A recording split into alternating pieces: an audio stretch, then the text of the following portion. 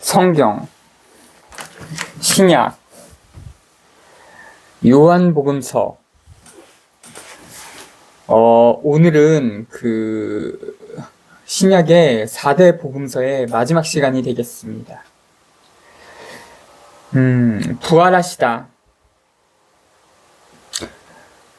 마태의 28장,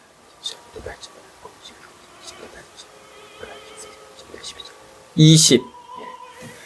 주간 첫날 이른 아침, 아직도 어두울 때 마리아 막달레나가 무덤에 가서 보니 무덤을 막았던 돌이 치워져 있었다. 그래서 그 여자는 시몬 베드로와 예수님께서 사랑하신 다른 제자에게 달려가서 말하였다. 누가 주님을 무덤에서 꺼내갔습니다. 어디에 모셨는지 모르겠습니다. 베드로와 다른 제자는 밖으로 나와 무덤으로 갔다. 두 사람이 함께 달렸는데 다른 제자가 베드로보다 빨리 달려 무덤에 먼저 다다랐다. 그는 몸을 굽혀 아마포가 누워있는 것을 보기는 하였지만 안으로 들어가지는 않았다. 시몬 베드로가 뒤따라와서 무덤으로 들어가 아마포가 누워있는 것을 봤다. 예수님의 얼굴을 쌌던 수건은 아마포와 함께 누워있지 않고 따로 한 곳에 객해져 있었다. 그제야 무덤에 먼저 다다른 다른 제자도 들어갔다. 그리고 보고 믿었다. 사실 그들은 예수님께서 죽은 이들 가운데에서 다시 살아나셔야 한다는 성경 말씀을 아직 깨닫지 못하고 있었던 것이다. 그 제자들은 다시 집으로 돌아갔다.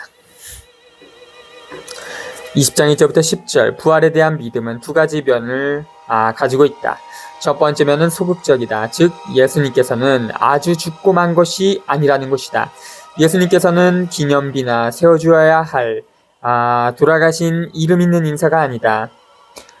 빈 무덤이 예수님께서 죽음에 갇혀 계시지 않으심을 보여준다. 부활의 두 번째 면은 긍정적이다. 즉 예수님께서는 살아계시다는 것이다.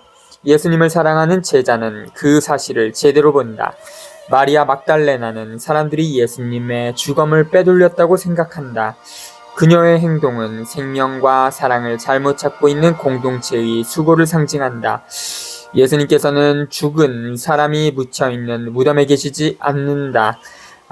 예수님께서 사랑하시던 제자와 베드로가 마리아 막달레나의 전가를 받자마자 무덤으로 달려간다.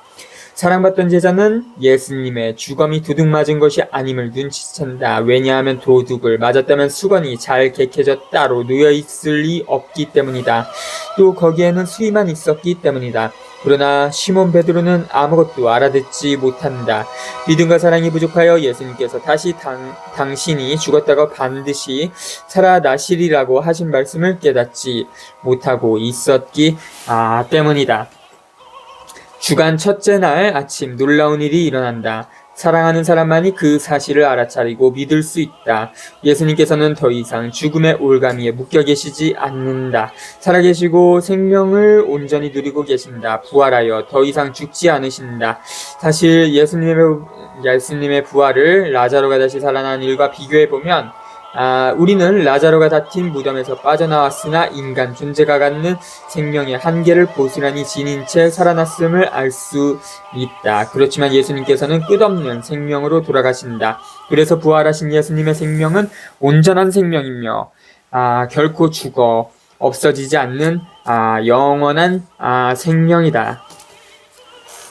11절부터 18절, 예수님께서는 살아계신다. 그러나 이미 역사상 활동하던 스승과 같은 방식으로는 나타나지 않으신다.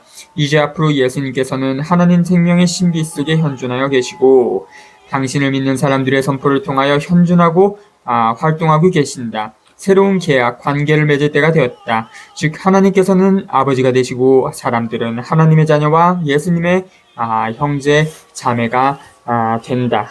마리아 막달레나가 예수님을 애타게 찾고 있는데 예수님께서 맨 처음으로 그녀를 여인이여라고 부르신다. 당신에는 남편이 아내를 여인이여라고 부르고 아내는 남편을 내 주님이라고 불렀다. 이때 마리아는 예수님을 따르는 사람들의 공동체를 가리킨다. 이 이야기는 예수님과 그리스도교 공동체들 사이의 관계를 나타내는 가장 숭고한 표현 가운데 하나다. 예수님을 따라서 예수님처럼 살아간다는 것은 남자와 여자가 서로 알고 약혼하고 결혼하여 함께 살아가는 기나긴 과정과 같다. 또한 예수님처럼 사는 일은 개인적 차원에서만 이루어지지 않고 공동체적 차원에서도 이루어진다. 마리아 막달레나가 예수님을 알아보고 붙잡으려 하자 예수님께서는 당신을 붙잡지 못하게 하신다. 그리스도교 공동체들은 예수님을 독차지하려 해서는 안 된다. 예수님께서는 모든 사람, 모든 백성, 온 인류의 남편이 되셔야 할 몸이시기 때문이다. 그리스도교 공동체의 임무는 예수님을 온 인류의 남편이 되게 해드리는 데 있다. 마리아 막달레나는 예수님을 사랑하고 찾아 만나는 데 그치지 않고 기쁜 소식을 전하고 증거한다. 예수님의 형제자매가 되려면 사랑받는 제자가 되어 예수님의 계획을 받아들이고 실현할 필요가 있다. 그렇게 할 때 예수님과 더불어 모든 사람이 보편적인 위대한 형제로 하나가 된다. 예수님의 아버지께서는 또한 우리의 아버지시다. 예수님의 하나님께서는 또한 우리의 하나님이시다. 예수님께서는 우리의 맏형으로서 모든 사람을 행복하게 살게 하시려는 당신 계획을 유산으로 남겨주신다. 예수의 형제자매가 된다는 것은 그 유산을 받아 인권과 정의의 열매를 맺는 것을 뜻한다.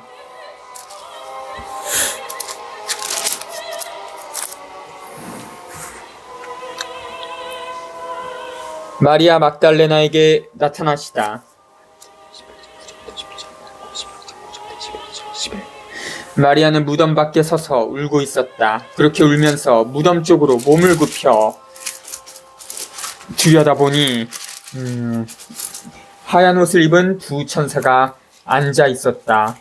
한 천사는 예수님의 시신이 놓였던 자리 머리맡에, 다른 천사는 발치에 있었다. 그들이 마리아에게 여인아 왜 우느냐 하고 묻자 마리아가 그들에게 대답하였다. 누가 저의 주님을 꺼내갔습니다. 어디에 모셨는지 모르겠습니다. 이렇게 말하고 나서 뒤로 돌아선 마리아는 예수님께서 서 계신 것을 보았다. 그러나 예수님이신 줄은 몰랐다. 예수님께서 마리아에게 여인아 왜 우느냐 누구를 찾느냐 하고 물으셨다. 마리아는 그분을 정원지기로 생각하고 선생님께서 그분을 옮겨가셨으면 어디에 모셨는지 저에게 말씀해 주십시오. 제가 모셔가겠습니다. 하고 말하였다. 예수님께서 마리아야 하고 부르셨다. 마리아는 돌아서서 히브리 말로 라뿌니 라고 불렀다. 이는 스승님 이라는 뜻이다. 예수님께서 마리아에게 말씀하셨다. 내가 아직 아버지께 올라가지 않았으니 나를 더 이상 붙들지 마라. 내 형제들에게 가서 나는 내 아버지시며 너희의 아버지신 분, 내 하느님이시며 너희의 하느님이신 분께 올라간다 하고 전하여라. 18. 마리아 막달레나는 제자들에게 가서 제가 주님을 배웠습니다 하면서 예수님께서 자기에게 하신 이 말씀을 전하였다. 제자들에게 나타나시어 사명을 부여하시다.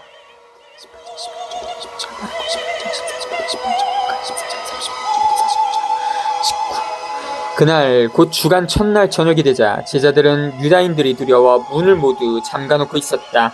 그런데 예수님께서 오시어 가운데에 서시며 평화가 너희와 함께 하고 그들에게 말씀하셨다. 이렇게 말씀하시고 나서 당신의 두 손과 옆구리를 그들에게 보여주셨다. 제자들은 주님을 뵙고 기뻐하였다. 예수님께서 다시 그들에게 이르셨다. 평화가 너희와 함께. 아버지께서 나를 보내신 것처럼 나도 너희를 보낸다. 이렇게 이르시고 나서 그들에게 숨을 불어넣으며 말씀하셨다. 성령을 받아라. 너희가 누구의 죄든지 용서해주면 그가 용서를 받을 것이고 그대로 두면 그대로 남아있을 것이다. 19절부터 23절 두려움은 선포와 증거를 하지 못하도록 가로막는다.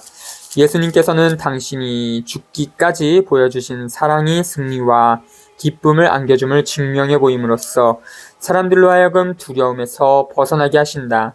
그런 다음 당신 추종자들을 불러 모아 사명을 맡겨 세상 가운데로 보내신다. 그리고 그들 안에 새로운 생명의 성령을 불어넣어 주고 사명의 내용이 당신 활동을 계속하고 심판을 내리는 일임을 보여주신다. 사실상 예수님께서 가져다 주신 하나님의 사랑을 받아들이느냐 아니면 거절하느냐 하는 것은 인간으로 하여금 각자가 자기 자신에게 내리는 판결, 즉 해방의 판결 또는 단죄의 판결을 깨닫고 가려내게 하는 기준이다. 안식일 다음날 주일에 제자들은 유다인들이 두려워 문을 닫아 걸고 모여 있었다. 아직 성령의 힘을 받지 못한 공동체는 벽 안에 숨어 있었다. 그러나 예수님께는 이미 벽이 없으시다. 죽음을 이기고 부활한 예수님께서 그들 가운데 나타나 당신 승리의 흔적, 즉 손을 꿰뚫은 못자국과 옆구리를 창으로 찔린 자리를 보여주신다. 부활하여 계시는 예수 그리스도를 본 제자들은 한없는 기쁨에 넘친다. 이때 예수님께서는 제자들에게 당신 죽음과 부활을 선포할 사명을 맡기면서 당신 성령을 보여주신다. 공동체의 생명은 예수님께서 주시는 성령 안에 있다. 이제 성령께서 공동체로 하여금 예수님과 더불어 인류를 거듭나게 하도록 이끄신다. 예수님께서 당신 죽음과 부활로 보여주신 하나님의 사랑과 정의를 실현하도록 인도하신다. 24절부터 29절 토마스는 공동체의 증거를 믿지 않고 특별한 체험을 요구하는 자들을 상징한다. 그렇지만 예수님께서는 공동체 안에서 당신을 보여주신다. 이제 미래의 모든 세대는 사랑을 실천하고 정의를 구현하는 그리스도교 공동체의 증거를 통하여 부활하여 살아계시는 예수님을 믿게 될 것이다. 이제 사람들은 예수님을 따라 예수님처럼 살아가는 사람들이 실천과 생활으로 보여주는 증거를 통하여 예수님의 죽음과 부활을 믿고 당신 공동체에 참여하게 될 것이다. 예수님을 배운 토마스는 저의 주님, 저의 하나님이라고 말함으로써 요한복음서에서 가장 위대한 신앙 고백을 한다. 예수님을 영광을 받아 주님이 된 종, 하나님 아버지와 똑같으신 분으로 보신다. 예수님께서 하느님이시라는 사실은 다름 아닌 당신이 사형을 당하신 죄목이었다. 토마스의 고백을 들으신 예수님께서는 당신을 보지 않고도 믿는 사람이 행복하다고 말씀하신다. 참된 믿음은 죽임을 당하고 부활하신 예수님을 감각으로 체험하지 않더라도 마음과 몸을 바쳐 받아들이는 것을 뜻하기 때문이다. 예수님과 토마스 24. 12제자 가운데 하나로서 쌍둥이라고 불리는 토마스는 예수님께서 오셨을 때 그들과 함께 있지 않았다. 그래서 다른 제자들이 그에게 우리는 주님을 배웠어 하고 말하였다. 그러나 토마스는 그들에게 나는 그분의 손에 있는 못자국을 직접 보고 그 못자국에 내 손가락을 넣어보고도 또 그분 옆구리에 내 손을 넣어보지 않고는 결코 믿지 못하겠소 하고 말하였다. 여드레 뒤에 제자들이 다시 집안에 모여 있었는데 토마스도 그들과 함께 있었다. 문이 다 잠겨 있었는데도 예수님께서 오시어 가운데에 서시며 평화가 너희와 함께 하고 말씀하셨다. 그러고 나서 토마스에게 이르셨다. 네 손가락을 여기 대보고 내 손을 봐라. 네 손을 뻗어 내 옆구리에 넣어봐라. 그리고 의심을 버리고 믿어라. 그리고 토마스가 예수님께 대답하였다. 저의 주님, 저의 하느님. 그러자 예수님께서 토마스에게 말씀하셨다. 너는 나를 보고서야 믿느냐? 보지 않고도 믿는 사람은 행복하다. 복음서를 쓴 목적 30. 예수님께서는 이 책에 기록되지 않은 다른 많은 표징도 제자들 앞에서 일으키셨다.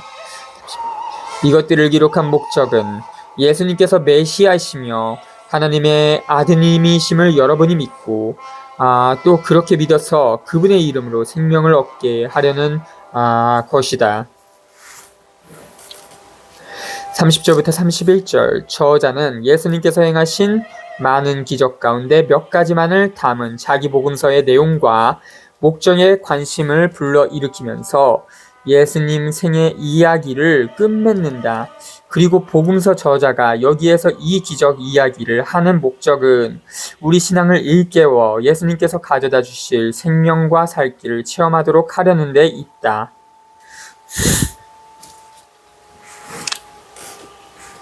일곱 제자에게 나타나시다. 20일 그 뒤에 예수님께서는 테비리아스 호숫가에서 다시 제자들에게 당신 자신을 드러내셨는데 이렇게 드러내셨다. 시몬 베드로와 쌍둥이라고 불리는 토마스, 갈릴레아 카나 출신 나타니엘과 제베데오의 아들들, 그리고 그분의 다른 두 제자가 함께 있었다. 시몬 베드로가 그들에게 나는 고기 잡으러 가네 하고 말하자 그들이 우리도 함께 가겠소 하였다. 그들이 밖으로 나가 배를 탔지만 그날 밤에는 아무것도 잡지 못하였다. 어느덧 아침이 될 무렵 예수님께서 물가에 서 계셨다. 그러나 제자들은 그분이 예수님이신 줄을 알지 못하였다. 예수님께서 그들에게 얘들아 뭘 좀 잡았느냐 하시자 그들이 대답하였다. 못 잡았습니다. 예수님께서 그들에게 이르셨다. 그물을 배 오른쪽에 던져라. 그러면 고기가 많이 잡힐 것이다. 그래서 제자들이 그물을 던졌더니 고기가 너무 많이 걸려 그물을 끌어올릴 수가 없었다. 예수님께서 사랑하신 그 제자가 베드로에게 주님이십니다 하고 말하였다. 주님이시라는 말을 듣자 옷을 벗고 있던 베드로는 겉옷을 두르고 호수로 뛰어들었다. 다른 제자들은 그 작은 배로 고기가 든 그물을 끌고 왔다. 그들은 뭇에서 100m쯤 밖에 떨어져 있지 않았던 것이다. 그들이 뭇에 내려서 보니 숯불이 있고 그 위에 물고기가 놓여 있고 빵도 있었다. 예수님께서 그들에게 말씀하셨다. 방금 잡은 고기를 몇 마리 가져오너라. 그러자 시몬 베드로가 배에 올라 그물을 뭇으로 끌어올렸다. 그 안에는 큰 고기가 153마리나 가득 들어 있었다. 고기가 그토록 많은데도 그물이 찢어지지 않았다. 예수님께서 그들에게 와서 아침을 먹어라 하고 말씀하셨다. 제자들 가운데에는 누구십니까? 하고 감히 묻는 사람이 없었다. 그분이 주님이시라는 것을 알고 있었기 때문이다. 예수님께서는 다가가셔서 빵을 들어 그들에게 주시고 고기도 그렇게 주셨다. 이렇게 예수님께서는 죽은 이들 가운데에서 되살아나신 뒤에 세 번째로 제자들에게 나타나셨다.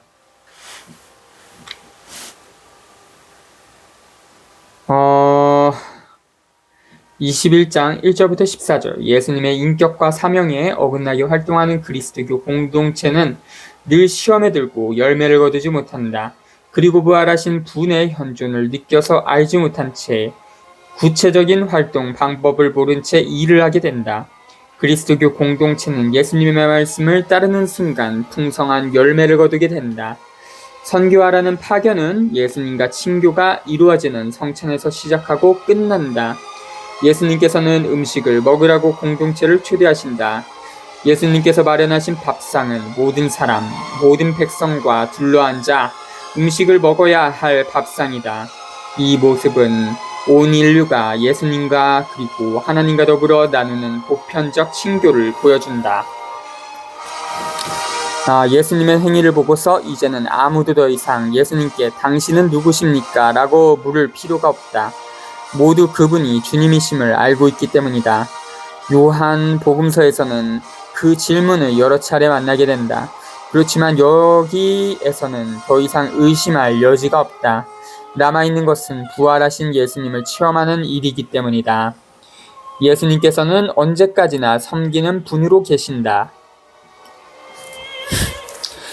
15절부터 23절 사목활동에서 높은 자리를 차지한다거나 다스린다는 생각은 당신 모든 제자를 벗과 형제로 여기시는 예수님의 가르침 및 태도와 정반대된다.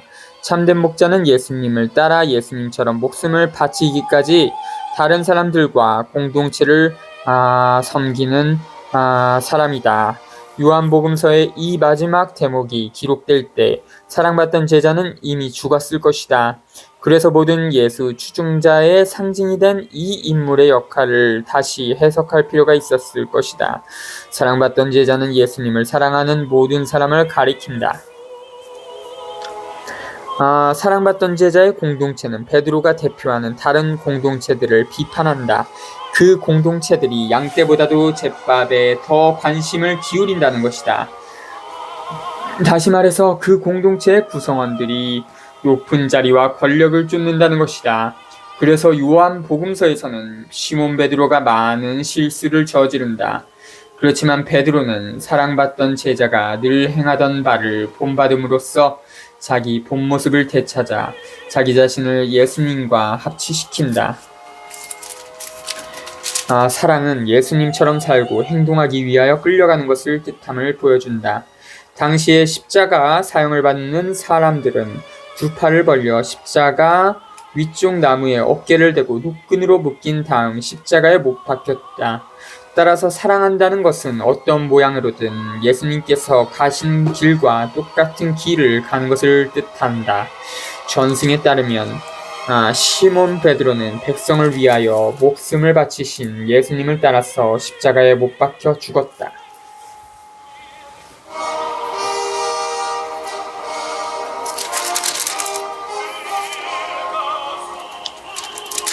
예수님과 베드로. 그들이 아침을 먹은 다음에 예수님께서 시몬 베드로에게 물으셨다. 요한의 아들 시몬아, 너는 이들이 나를 사랑하는 것보다 더 나를 사랑하느냐? 베드로가 예, 주님, 제가 주님을 사랑하는 줄을 주님께서 아십니다 하고 대답하자 예수님께서 그에게 말씀하셨다. 내 어린 양들을 돌봐라. 예수님께서 다시 두 번째로 베드로에게 물으셨다. 요한의 아들 시몬아, 너는 나를 사랑하느냐? 베드로가 예, 주님, 제가 주님을 사랑하는 줄을 주님께서 아십니다 하고 대답하자 예수님께서 그에게 말씀하셨다. 내 양들을 돌봐라. 예수님께서 세 번째로 베드로에게 물으셨다. 요한의 아들 시몬아, 너는 나를 사랑하느냐? 베드로는 예수님께서 세 번이나 나를 사랑하느냐 하고 물으심으로 슬퍼하며 대답하였다.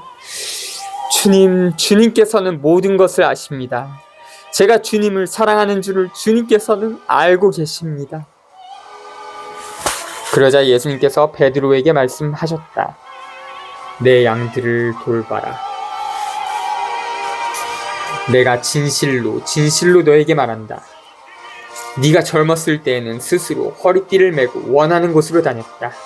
그러나 늙어서는 네가 두 팔을 벌리면 다른 이들이 너에게 허리띠를 메어주고서 네가 원하지 않는 곳으로 데려가고 갈 것이다. 예수님께서는 이렇게 말씀하시며 베드로가 어떠한 죽음으로 하느님을 영광스럽게 할 것인지 가리키신 것이다. 이렇게 이르신 다음에 예수님께서는 베드로에게 나를 따라라 하고 말씀하셨다.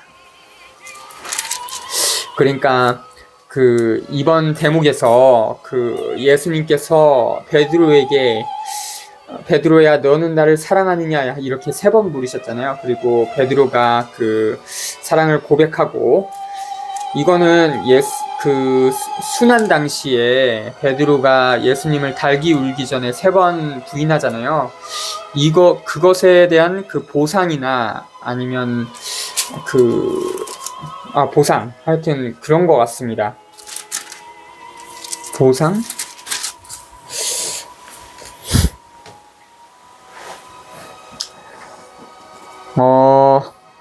예수님께서 사랑하신 제자와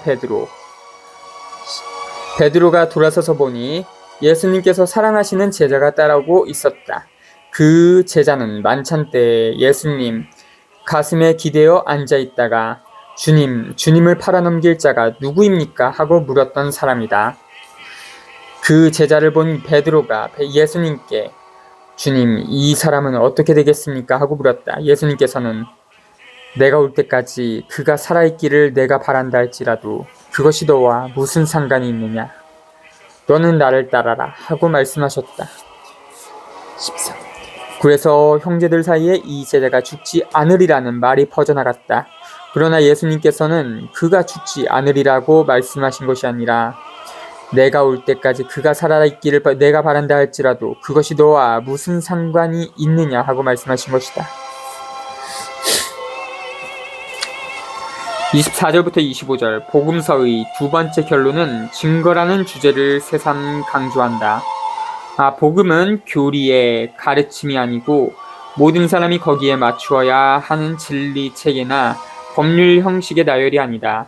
복음은 예수님을 따라 사랑을 체험하는 가운데 점차 바뀌어가는 공동체의 증거다. 요한복음서는 처음 시작할 때처럼 증거로 끝난다. 요한복음서는 늘 우리 가운데 계시는 하나님으로부터 오는 생명을 증거하려는 많은 사람들이 기울인 노력과 싸움에서 생겨났다. 그리고 사랑받던 제자의 공동체는 예수님께서 자기네 복음서에 갇혀 계시지 않음을 겸손하게 인정한다. 역근이에 맺은 말 24. 이 제자가 이 일들을 증언하고 또 기록한 사람이다. 우리는 그의 증언이 참되다는 것을 알고 있다. 25. 예수님께서 하신 일은 이 밖에도 많이 있다. 그래서 그것들을 낱낱이 기록하면 온 세상이라도 그렇게 기록된 책들을 다 담아내지 못하리라고 나는 생각한다. 어제 그러니까 전편에서 예수님께서 그 십자가에 못 박혀 돌아가실 때 그 어머니 마리아에게 어머님의 아드님이시다. 어머님의 아들입니다. 하고 말했고 그 사랑하는 제자에게 너의 어머님이시다 하고 그 말했던 그 사람이 그러니까 요한으로 추정할 수 있는 것입니다. 이 복음서를 기록한 오늘 여기까지 하겠습니다. 자주